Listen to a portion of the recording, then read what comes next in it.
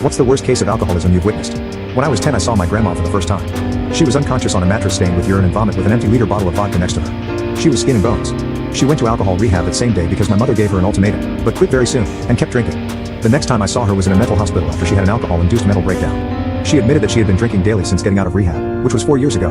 She was released soon after, and then landed herself in jail by getting caught speeding in a car while drunk. My mother bailed her out and gave my grandma some money which she used to buy more alcohol. Another year later, she got diagnosed with stage 3 cancer, and that same day gave herself alcohol poisoning as a way to cope. She arrived at the hospital just in time, and her life was saved by mere minutes. She quit drinking that same day, and she beat cancer.